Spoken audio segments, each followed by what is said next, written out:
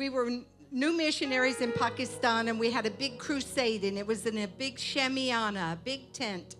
And there were a lot of people. People were just pushing their way to come up to the altar to be prayed for. They had so many needs. They were desperate. And so I noticed in the back of the tent that there was a commotion back there. I was a little bit worried, but I had come up and stood by the platform. Usually I stay down there, but the crowd was massive.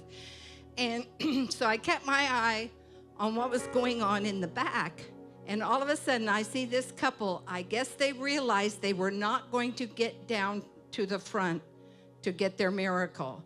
But they wrapped their baby in a blanket and they started to pass it over the heads of the people. So when it came to your row, you just passed it on down. And eventually the baby came right here, and I'm so glad I was standing right there. And I stepped a little closer. I wanted to see, maybe I could understand what the miracle that they needed. And as I stepped forward, I noticed the baby's eyes were darting back and forth.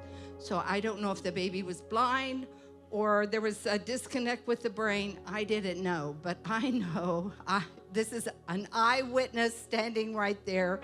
When hands touched that baby in Jesus' name, they stopped right in the position that they were supposed to be. It was a miracle right before my eyes that God had touched that baby.